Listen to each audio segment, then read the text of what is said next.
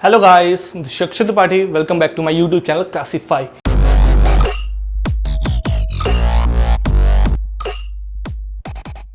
कैसे सब? बहुत बढ़िया। चलिए, हम लोग इलेक्ट्रोस्टैटिक्स की सीरीज कर रहे हैं, उसमें हम लोग बहुत ही कंसेप्ट्स को देख चुके हैं। लास्ट कंसेप्ट जो हमने देखा था वो था हमारा कि एक डाइपोल की वजह से उसकी जनरल लोकेशन पे फील्ड क्या होती है। वो वीडियो आपने नहीं देखा है, आपको मैं रिकमेंड करूंगा कि आप जाइए उस वीडियो को देखिए, लिंक डिस्क्रिप्शन में मिल जाएगा आपको। बहुत बढ़िया। हम लोग अभी तक क्या देखते हैं कि एक डाइपोल है, उसकी वजह से फील्ड निकालो। बहुत बढ़िया, इतना ही तो देखा है। अब हम लोग क्या देखने वाले हैं कि अगर एक डाइपोल ही फील्ड में रखा हो, किसी एक फील्ड में रखा हो, तो क्या होगा, उसके बारे में भी थोड़ी थोड़ी चर्चाएं कर लेते हैं। चलिए, आज का हमारा यही टॉपिक है कि एक डाइपोल को अगर एक फील्ड में रख दिया जाए तो क्या है। Dipole in a field. अब आप बताओ, फील्ड कैसी हो सकती है? फील्ड दो टाइप की हो सकती है, यूनिफॉर्म भी हो सकती है, नॉन यूनिफॉर्म भी हो सकती है। बहुत बढ़िया, इतना क्लियर है। तो सबसे पहले यूनिफॉर्म को चेक कर लेते हैं। यूनिफॉर्म का क्या मीनिंग भैया होता है? यूनिफॉर्म का मीनिंग होता है जो वैल्यू फील्ड की कांस्टेंट हो, हर जगह पे चेंज ना हो रहे हो फील्ड में, वो होती है यूनिफॉर्म फील्ड हमारी। ठीक है, सबसे पहले यूनिफॉर्म फील्ड को इजी है थोड़ा सा, उसको पहले डिस्कस कर लेते हैं। यूनिफॉर्म फील्ड, ठीक है, ये टॉपिक है हमारा। बहुत बढ़िया। तो फील्ड लाइंस को भी हम लोग पहले ड्रॉ कर लेते हैं, उसके बाद यूनिफॉर्म फील्ड्स को दिखाने का तरीका क्या? सिंपल लाइंस बना दो आप। बिल्कुल सिंपली आपने लाइंस ऐसे बना दी। हाँ, बना दी भैया, बहुत बढ़िया। ये लाइंस हमारी बन गई। ये इलेक्ट्रिक फील्ड है, मान लो ई वैल्यू है इलेक्ट्रिक फील्ड की। ये हमारा कंसेप्ट है कि ये यूनिफॉर्म फील्ड है। बहुत अच्छा, इतना हमको क्लियर हो गया, आई होप। इसमें एक डाइपोल लाके हमने रख दी। अभी तक क्या देखा था? डाइपोल की वजह से फील्ड निकालते थे, एक्सियल, इक्वेटोरियल, जनरल, हर जगह निकाल। अब डाइपोल उठा के इसमें लाके रख देते हैं। एक डाइपोल है हमारा, मान लो ऐसे डाइपोल है, ये इसकी डायरेक्शन इधर, इसका क्या मतलब, इस तरह निगेटिव चार्ज होगा, इधर पॉजिटिव चार्ज होगा। अब मैं इसको थोड़ी देर के लिए अगर ना रखूं ऐसे, तो इस डायरेक्शन से आप क्या बता सकते हैं कि किधर निगेटिव है किधर पॉजिटिव है? हाँ, बता सकते हैं। क्यों? क्योंकि डायरेक्शन निगेटिव से पॉजिटिव की तरफ होती है। तो इसका क्या सेंस बन रहा है कि यहाँ पे निगेटिव चार्ज होगा, यहाँ पे पॉजिटिव होगा। बिल्कुल क्लियर हो गया भैया, बहुत बढ़िया। उसको ऐसे टुक से उठाया, टुक से उठा के रख दिया। अब हम लोग कैसे रख, सबसे सिंपल पोजिशन क्या, ऐसे अलाइन कर दो। क्या मतलब? वेक्टर ऐसे, डाइपोल मूवमेंट इस डायरेक्शन में हो। इसका क्या मीनिंग हुआ? इस वेक्टर को आप इस डाइपोल को उठा के ऐसे रख दिया आपने, मतलब निगेटिव चार्ज इधर है, पॉजिटिव चार्ज इधर है। हाँ, बहुत बढ़िया भैया, इतना हमको अच्छे से समझ आ गया। ठीक है, दूसरा क्या होता है? सिंपल, कि उठा के इसको उल्टा रख देते, ऐसे रख सकते। क्या होता है? इधर निगेटिव हो जाता है, इधर पॉजिटिव। दो केसेस आपके पास आ गए। यही तो सबसे सिंपल दो केसेस हो सकते हैं। इसके बीच में यहाँ पर इलेक्ट्रिक फील्ड लाइंस ई है और डाइपोल मूवमेंट पी है आपका, तो इनके बीच में एंगल कितना है? यहाँ पे देखो, थीटा कितना है? 0 डिग्री है। हाँ है भैया, बहुत बढ़िया है। यहाँ पे कितना है भैया? थीटा 180 डिग्री है। हाँ बिल्कुल है भैया, बहुत बढ़िया। क्योंकि एक इधर वेक्टर है, एक इधर वेक्टर है, तो इन दोनों के बीच में 180 डिग्री, लेकिन इसमें और इसमें 0 डिग्री। हाँ, क्लियर। तो सबसे सिंपल पोजीशन ये हो सकती है। हाँ, इन पोजीशंस को एक नाम दिया जाता है। एक इसको बोलते हैं स्टेबल इक्विलिब्रियम, इसको बोलते हैं अनस्टेबल इक्विलिब्रियम। क्यों बोलते हैं? थोड़ा सा वेट कर लो, अभी बिल्कुल कंसेप्ट्स को आपको बिल्कुल धागे खोलने जा रहे हो आप। बहुत बढ़िया, यहां तक समझ आए। अब एक एक को समझने की कोशिश करते हैं, थोड़ा सा इसको यहाँ पे रफ कर देते हैं और फिर एक एक को समझने की कोशिश करते हैं। ठीक है, बहुत बढ़िया, यहां तक समझ आ गया आपको, बहुत अच्छे। सबसे पहला पॉइंट, अगर आपके पास ये है डाइपोल और ये एक चार्ज प्लस क्यू है, ये माइनस क्यू है। ठीक है, इतना क्लियर हो गया। तो डाइपोल के मतलब दो चार्जेस का कॉम्बिनेशन, एक पॉजिटिव और नेगेटिव, एक कुछ फिक्स सेपरेशन पे रखे होंगे। हाँ, रखे होंगे। तो इसके ऊपर एक, अगर आपको ये कंसेप्ट भी पता होगा कि अगर एक फील्ड में एक चार्ज को लाया जाता है तो फील्ड उसके ऊपर फोर्स लगाती है, डिपेंडिंग ऑन वो पॉजिटिव चार्ज है तो अपनी डायरेक्शन में लगाएगी, अगर नेगेटिव चार्ज है तो उल्टी डायरेक्शन में लगाएगी। इतना कंसेप्ट भी आपको पता है। इलेक्ट्रिक फील्ड भी बहुत अच्छे से मैंने डिस्कस किया है। ठीक है, तो इसके ऊपर कैसा फोर्स लगने वाला है? क्यूई, वैल्यू क्यूई होगी फोर्स की। हाँ बिल्कुल होगी, इस डायरेक्शन में होगी। बिल्कुल भैया, सही बता रहे हो आप। दूसरा आपका निगेटिव चार्ज है, अलोंग फील्ड तो अलोंग द लाइन होगी, लेकिन अपोजिट डायरेक्शन में होगी फील्ड के। क्यों? क्योंकि निगेटिव चार्ज के ऊपर फोर्स लगा रही, तो इस तरफ से होगी क्यूई। हाँ भैया, बिल्कुल समझ आ गया। इतना समझ आ गया आपको? हाँ भैया, बिल्कुल अच्छे से। मान लो सेपरेशन 2a है या a है, कुछ भी a है मान लो थोड़ी देर के लिए, उसका भी जरूरत नहीं है, लेकिन हाँ। तो नेट फोर्स कितना है? जरा नेट फोर्स कैलकुलेट करने की कोशिश करते हैं। एफ नेट कितना है? एफ नेट हमारा कितना? 0। कैसे? क्योंकि इस डायरेक्शन में है जितना। अगर ये मेरे पास डाइपोल है, सिंपली अगर देखो, ये मेरे पास एक डाइपोल है जिसका ये पॉजिटिव एंड है, ये नेगेटिव एंड, मैं इधर से भी खींचूं और इधर से भी खींचूं, तो देखो ये नेट फोर्स इसका कितना होगा इसके ऊपर? 0, क्योंकि सेम फोर्स की वैल्यू इधर से भी लग रही है, तो टोटल नेट फोर्स इस पे 0, सिंपली इसके ऊपर नेट फोर्स 0 हो गया। हाँ बिल्कुल समझ आ गया। लेकिन क्या अगर मैं इस डाइपोल को ऐसे चेंज कर दूं? अभी इस डाइपोल की डायरेक्शन किधर है? इधर की ओर। अब मैंने जो पहले केस लिया था आपको बताया था क्या कि ऐसे मैंने लिया था, जब थीटा 180 डिग्री हो गया था, यही तो था केस हमारा। इसके केस में कितने होगी, यहाँ पे निगेटिव चार्ज होगा, इधर पॉजिटिव चार्ज होगा इस पॉइंट पे, तो इधर क्यू ही लग रहा होगा फोर्स, हाँ लग रहा होगा। इधर लग रहा होगा, नो, इस डायरेक्शन में लग रहा होगा क्यू ही, क्योंकि फील्ड हमेशा अपोजिट डायरेक्शन में लेके जाएगी ना। फील्ड नेगेटिव चार्ज को हमेशा अपोजिट डायरेक्शन में अट्रैक्ट फोर्स लगाएगी, इस पे इस डायरेक्शन में लग रहा होगा कितना, क्यू ही। तो यहां पे भी देखो इक्वल एंड अपोजिट लग रहे हैं, हाँ इधर इक्वल एंड अपोजिट लग रहे हैं, तो इस केस में भी एफ नेट कितना है, 0 आया। दोनों केसेस में जब थीटा 0 डिग्री है, मतलब स्टेबल इक्विलिब्रियम में, तब भी एफ नेट 0 है, अनस्टेबल है तब भी एफ नेट 0 है। लेकिन फिर स्टेबल और अनस्टेबल का मीनिंग क्या है यहाँ पे भैया, बताओ। बिल्कुल बताएंगे, थोड़ा सा वेट करो आप। तो हम लोगों ने स्टेबल और अनस्टेबल इक्विलिब्रियम की बात की, डिस्कस नहीं किया, डिस्कस करेंगे कि दोनों के केस में एफ नेट 0 होता है, बहुत बढ़िया, इतना तो हमको समझ आ गया। लेकिन डिफरेंसेस भी तो बता दो फिर, अगर स्टेबल और अनस्टेबल का मतलब क्या है, हम दोनों तो के लिए तो फिर सेम ही सब कुछ हो जाए। तो डिफरेंसेस को अब हम समझने की कोशिश करते हैं। एफ नेट तो दोनों के केस में 0 है।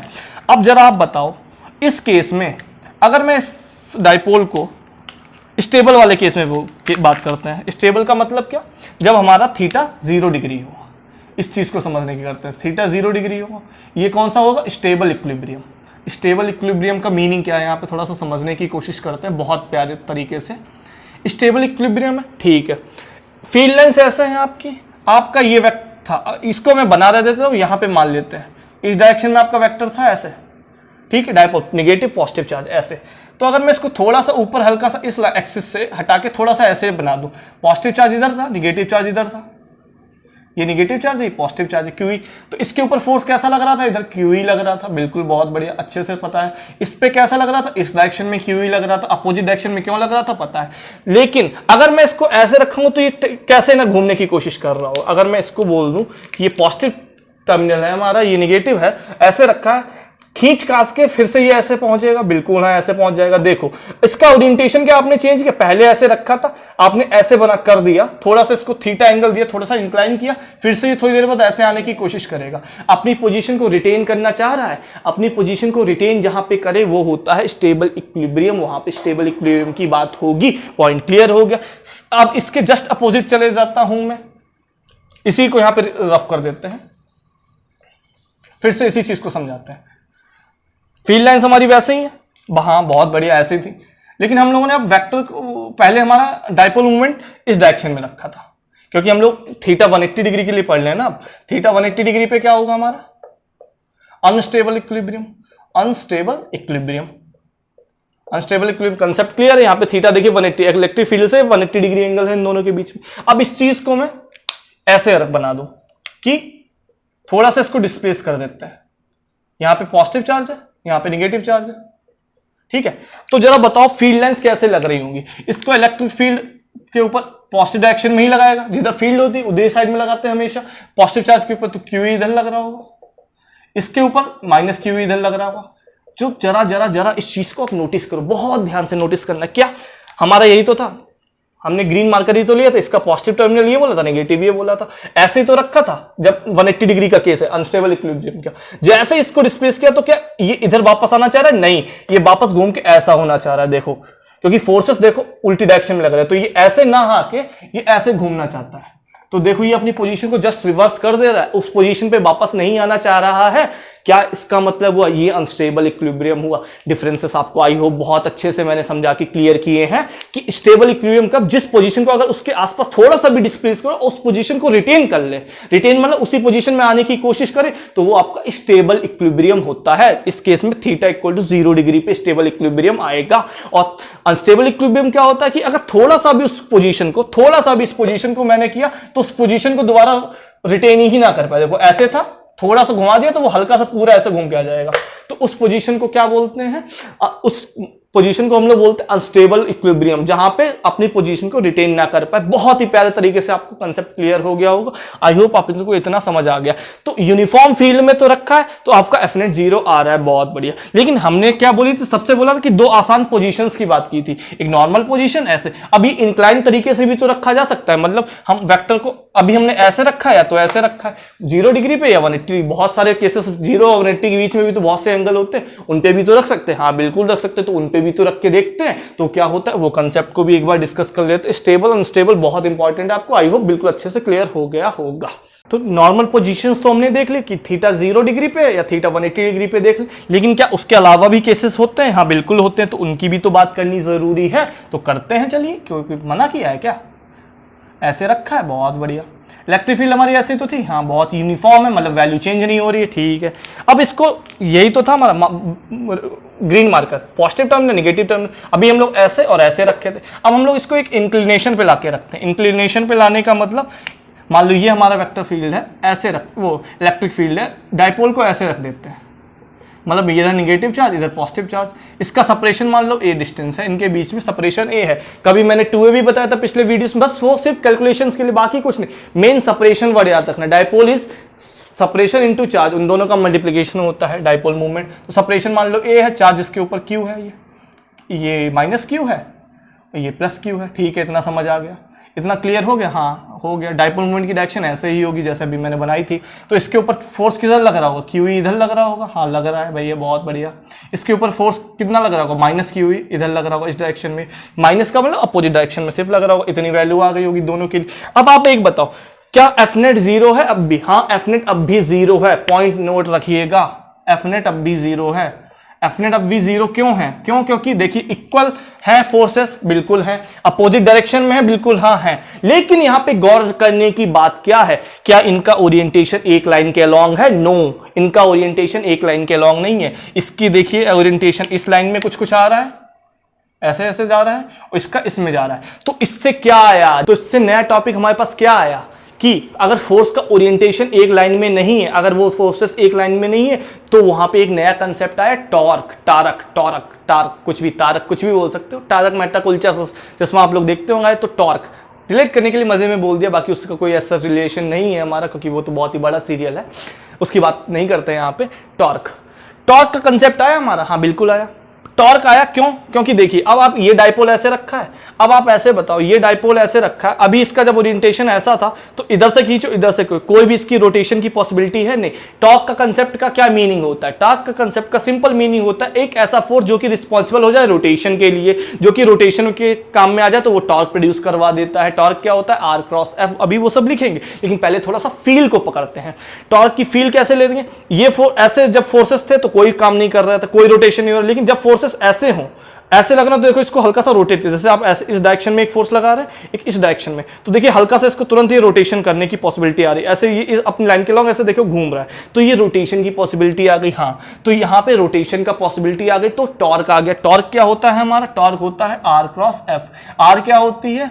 इनके बीच की डिस्टेंस है, और एफ क्या होता है? जो रिस्पॉन्सिबल फोर्स हो। टोटल फोर्स जरूरी नहीं है, यहाँ पे तो एफ पूरा बोल सकते हैं, क्योंकि वेक्टर प्रोडक्ट होता है, यहाँ पे आर क्रॉस एफ है, तो ये वेक्टर प्रोडक्ट है। लेकिन अगर इसको ब्रेक डाउन करोगे तो एफ कौन सा रिस्पॉन्सिबल, जो टॉर्क को रिस्पॉन्सिबल होगा। जैसे यहाँ पे पढ़ो तो यहाँ पे टॉर्क में रिस्पॉन्सिबल फोर्स कौन सा है? ये रोटेशन का कंसेप्ट आई होप आपको बहुत ही अच्छे से आता होगा। अब आप जरा इस चीज को ब्रेक करके देखो। यहाँ पे मान लो ये एंगल थीटा पे इंक्लाइंड, भाई किसी एंगल पे तो इंक्लाइंड, अभी 0 डिग्री 180 डिग्री पढ़ा था, थीटा एंगल पे मान लो जान लगे, तो ये एंगल भी थीटा ही होने वाला है। क्यों? क्योंकि मैथमेटिक्स की प्रॉपर्टी। हाँ बिल्कुल। तो इसके अलावा अगर मैं इसका वेक्टर कर दूं तो ये कौन सा कंपोनेंट होगा? मैं थोड़ा बड़ा इसलिए बना दिया हूं कि जिससे थोड़ा यहाँ पे कैलकुलेशंस, बाकी जो भी वेक्टर होता है उससे हमेशा उससे छोटा है, उसके बराबर ही आएगा, उससे बड़ा नहीं हो सकता। मैं सिर्फ इसलिए बना दिया हूँ यहाँ पे इस चीज को, जैसे यहाँ पे कैलकुलेशन आपको थोड़ा ईजी से अच्छे से दिखे। तो क्यू ई कॉस थीटा होगा इस डायरेक्शन में, हाँ बिल्कुल होगा। इस डायरेक्शन में, इसके परपेंडिकुलर डायरेक्शन में क्या होगा? Q E sine theta. बिल्कुल, इतना आपको क्लियर हो गया? हाँ बिल्कुल हो गया भैया। तो मैंने क्या Q E cos theta responsible है टॉर्क के लिए? अगर इस कंपोनेंट इस डायरेक्शन में ऐसे ऐसे लगाते हैं तो क्या वो रिस्पॉन्सिबल होता है? नो। तो क्यू ई कॉस थीटा हमारा क्या रिस्पॉन्सिबल है? No, it's not responsible. तो कौन सा फोर्स रिस्पॉन्सिबल है? फोर्स रिस्पॉन्सिबल है हमारा Q E sine theta rotation के लिए। बहुत बढ़िया। अब इसको आप ब्रेक कर सकते हो, टॉर्क को कैसे लिख सकते हो? R F perpendicular. इसका क्या मतलब है? R F perpendicular. F perpendicular को कैसे ब्रेक कर सकते हो? F sine theta, F sine theta. इसका क्या मीनिंग हुआ? F sine theta. F total कितना होता था आपका? Q E, total force F Q E था। हाँ बहुत बढ़िया, इतना आपका क्यू ई था। अगर मैं इस चीज को लिखूं तो इसको आर क्रॉस एफ को क्या लिखते हैं? एफ आर साइन थीटा लिखता। एफ की जगह पे मैं क्या रिप्लेस करता हूं? क्यू ई लिख सकता हूं। तो यहां पे क्या लिख सकता हूं मैं? R into Q E into sine theta. Simple लिख सकते हैं। अब QE की वैल्यू कितनी, Q इंटू ई क्या है हमारा, F परपेंडिकुलर, जो देखिए मैं डायरेक्ट आपको इस चीज को लेकर, F परपेंडिकुलर कौन सा फोर्स रिस्पॉन्सिबल, परपेंडिकुलरली फोर्स, जो हमेशा परपेंडिकुलर डायरेक्शन में लग रहा होगा, जैसे कि ये आपका है, इसके ऐसे जो लग रहा हो, जो इस तरीके से आपको घुमाने की कोशिश, अगर इस डायरेक्शन में ऐसे लग रहा है तो देखिए ये घुमाने की कोशिश कर रहा है, लेकिन अगर इसके सिंपल ऐसे लग रहा है अलॉन्ग द लाइन तो देखिए रिस्पॉन्सिबल नहीं है घुमाने के लिए। आई होप ये पॉइंट बिल्कुल क्लियर हो गया होगा, ये आपको पूरा कंसेप्ट। तो इस चीज को थोड़ा सा कैलकुलेशंस को सही से लिख लेते हैं आप यहाँ पे। ये पॉइंट सिर्फ ये किस लिए था, आपको एफ परपेंडिकुलर का मीनिंग समझाने के लिए ये आपको, ठीक है। तो अब यहाँ पे देखो, जैसे इसको सॉल्व कर दिया आपने तो टॉर्क की वैल्यू कितनी आ गई, आर इंटू एफ। आर कितना है आपका, ए कितना, क्योंकि सेपरेशन होता है आर, तो ए हो गया, टोटल सेपरेशन ए है। एफ कौन सा, एफ इंटू साइन, अब इनके बीच में एंगल कितना है, साइन थीटा है, तो ए क्रॉस बी क्या होता था, ए बी साइन थीटा, तो यहाँ पे ए एफ साइन थीटा हो जाएगा। एफ की वैल्यू क्या है, क्यूई, तो ए क्यूई बिल्कुल साइन थीटा, इतना आ गया हमारे पास। अब क्यू इंटू ए इंटू क्यू क्या होगा हमारा, जरा सोचो, ए इंटू क्यू क्या होता है, डायपोल की वैल्यू क्या होती है, तो क्यू इंटू ए, चार्ज इंटू सेपरेशन ये तो होता था, चार्ज क्यू है, सेपरेशन ए है। यहाँ पे 2a नहीं लिया सिर्फ कैलकुलेशंस को अवॉइड करने के लिए, जबकि यहाँ पे क्योंकि कैलकुलेशंस का उसमें कोई काम नहीं है तो a ले लिया। इस पॉइंट को हमेशा इसीलिए याद रखिए, बच्चे बहुत कंफ्यूज होते हैं 2a ले a ले, ये 2a और a जैसा कोई कंसेप्ट नहीं होता, सिर्फ सेपरेशन है, सेपरेशन जितना दे दिया उतना लेना है आपको। तो यहाँ पे QA की जगह पे क्या रिप्लेस कर सकते हो, P, तो इसकी जगह पे अगर मैं इसको ऐसे लिख दें ई साइन थीटा, ये सिंपली लिख सकते हो, QA की जगह पे P, Q इंटू ए इंटू क्यू लिखा है तो P आ गया यहाँ पे पी ई साइन थीटा। तो पी ई साइन थीटा को आप क्या लिख सकते हो, P क्रॉस ई, P क्रॉस ई। ये बहुत इंपॉर्टेंट फॉर्मूला आ गया, टाउ नेट। डाइपोल के केस में याद रखिएगा कि नेट टॉर्क कितना होता है, P क्रॉस ई। कैसे आया, पूरा कंसेप्ट आपको बहुत ही प्यारे तरीके से मैंने बता दिया है। टॉर्क ये कंसेप्ट कैसे, एफ परपेंडिकुलर का भी मीनिंग इसीलिए मैं बता दिया, अगर आपको मान लो रोटेशन का ये कंसेप्ट आपको नहीं आता तो वो भी मैं समझा दिया हूं। तो P क्रॉस ई होता है, लेकिन इसको चेक भी तो एक बार कर लो, किसके लिए, क्या ये आपका वैल्यू है ना 0 डिग्री और 180 डिग्री के केस में है, क्योंकि उस दोनों केस में टॉर्क कितना होता था, 0 होता था। बता के रखा, चाहे ऐसे खींचो चाहे उल्टा करके ऐसे खींचो, नेट टॉर्क तो 0, रोटेशन की तो कोई पॉसिबिलिटी है नहीं, तो इसमें चेक कर लेते हैं।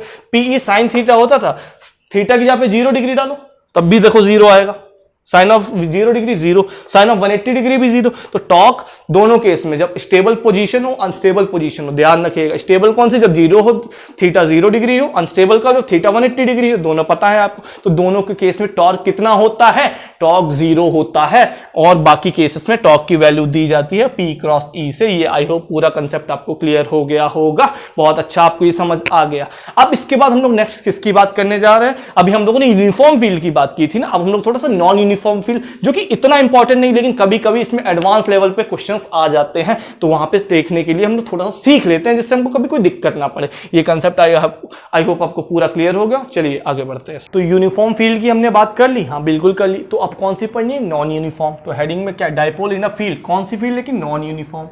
नॉन यूनिफॉर्म का मीनिंग क्या है, सेंस क्या है, फील्ड क्या है, इतनी कि फील्ड फिक्स नहीं होंगी, उसकी वैल्यू कंटिन्यूअसली चेंज हो रही होगी अलोंग द डायरेक्शन, कैसे भी, लेकिन वैल्यू चेंज हो रही है। हम लोग मान के चलते हैं कि वो अलोंग द डायरेक्शन चेंज हो रही होगी।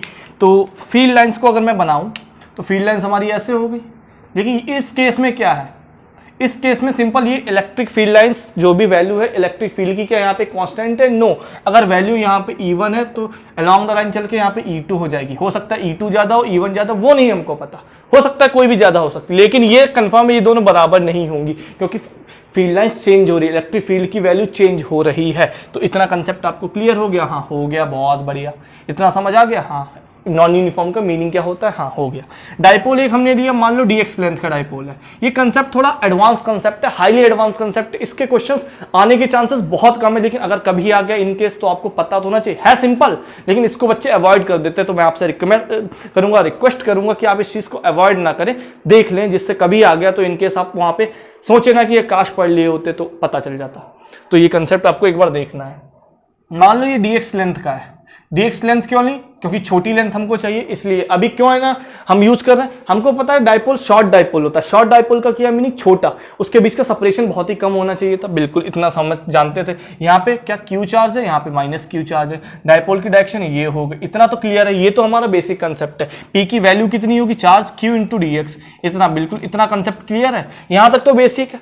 इसके आगे जो नेक्स्ट यहाँ पे यूज करना है, मान लो इस पॉइंट पे फील्ड हमने डाइपोल को रखा आके, तो यहाँ पे पॉजिटिव चार्ज है, यहाँ पे निगेटिव चार्ज है, हाँ है बिल्कुल है। तो यहाँ पे फील्ड कितनी होगी? मान लो इस पॉइंट पे फील्ड x डिस्टेंस पे हो, तो यहाँ पे फील्ड कितनी होगी? Ex इस पॉइंट पे होने वाली है, बिल्कुल। यहाँ पे आप कितना डिस्टेंस आगे बढ़ गए? x थी, इसकी लेंथ dx, तो यहाँ पे कितना बढ़ गया? x प्लस dx आगे बढ़ गए, तो मान लो यहाँ पे फील्ड x प्लस dx हो गई। फंक्शन है कुछ x का।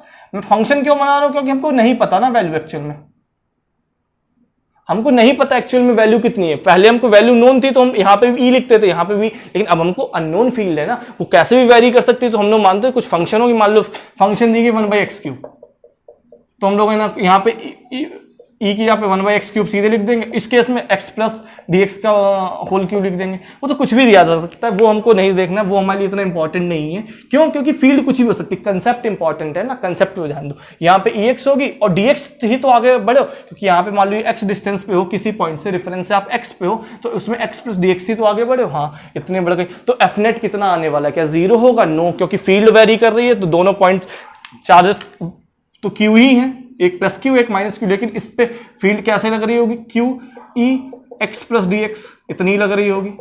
इस पे कैसी लग रही होगी? पीछे की ओर, लेकिन कितनी लग रही है? Q into E x.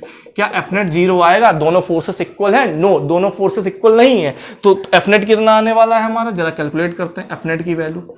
F net हमारा आने वाला है, मान लेते हैं कि ये बड़ा है, हमको नहीं पता कौन सा बड़ा है, लेकिन हम थोड़ी देर के मान लेते हैं ये वैल्यू बड़ी है इससे, तो हम लोग कैसे लिख सकते हैं? Q E X plus D X minus Q into E X, ये एफ नेट। इसको इससे माइनस कर दे भाई, इसकी वैल्यू कुछ है माइनस ही है, तो वही तो एफ नेट बताएगा। हाँ इतना हमको एफ नेट बता दिया, इतना कंसेप्ट आपको क्लियर हो गया।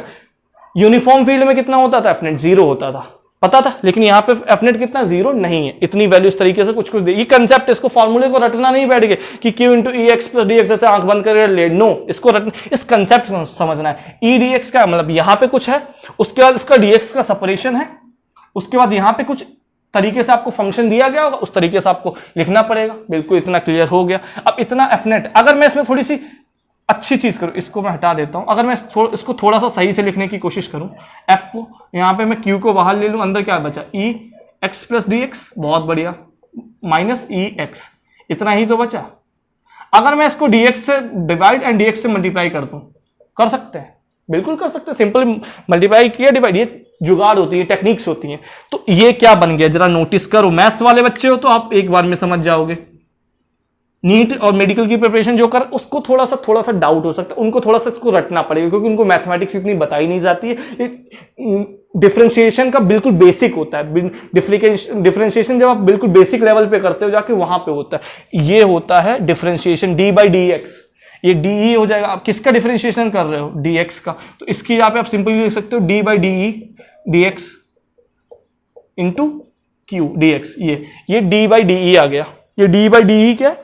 D by D x. D by D x का क्या मतलब? ये डिफरेंशिएशन लिखा है, जितना मैंने ये ग्रीन मार्कर से लिखा है, ये डी बाई डी एक्स लिखा है। कैसे लिखा है? आप सिर्फ इतना समझ सकते हैं अगर आप मेडिकल में कि ये इसका डिफरेंशिएशन लिखा है, क्योंकि अगर मैथ्स के हैं तो आप इसको सिंपली, आपको पूरा कंसेप्ट इसका अच्छे से बताया गया होगा, इसीलिए मैं इस चीज को नहीं बता सकता यहाँ पे। क्यों? क्योंकि ये बहुत ही फिर मैथ्स में आ जाएगा, तो कोई वहां पे इस चीज का सेंस नहीं, इसलिए आपको बस इतना समझना है, ये डिफरेंशिएशन लिखा है, ये डिफरेंशिएशन लिखा है। लेकिन ये और ये क्या है? क्यू डी एक्स को मल्टीप्लाई करके क्या मिल जाएगा हमको? क्यू डी एक्स को मल्टीप्लाई करके देखो पी मिल रहा है हमको, हाँ बिल्कुल पी मिल रहा है।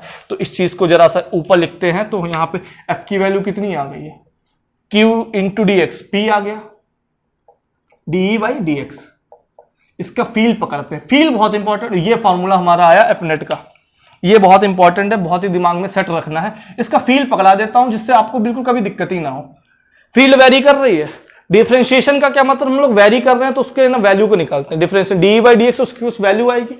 मान लो 1 बाई आपकी इलेक्ट्रिक फील्ड होती एक्स स्क्वायर, तो इसका डिफरेंशिएशन करोगे एक्स के रिस्पेक्ट में 2x आ गई, तो ये चेंज आ रहे हैं ना, चेंजेस कैसे? ये इसका क्या मतलब होता है? चेंज। तो उसमें अगर आप इसके डाइपोल मूवमेंट को मल्टीप्लाई कर देते हो, फील्ड के जो चेंजेस है उसमें आप डाइपोल मूवमेंट को मल्टीप्लाई कर देते हो, तो वहां पे एफ नेट की वैल्यू आ जाती है। ये इंपॉर्टेंट कॉन्सेप्ट आपको सिर्फ नॉन यूनिफॉर्म फील्ड के लिए समझना है, इतना इंपॉर्टेंट नहीं है, लेकिन अगर कभी भी एग्जाम में आ जाए तो इस चीज को आपको ध्यान रखना है, कभी ये ना फंसा सकता है। तो इसको बिल्कुल, आई होप आपको पूरा कंसेप्ट बहुत अच्छे से समझ आ गया होगा। अगर आपको मेरा काम पसंद आता है तो आप मेरे चैनल को लाइक कर सकते हैं, अपने फ्रेंड्स के बीच में शेयर कर सकते हैं, सब्सक्राइब कर सकते हैं। Thank you for watching.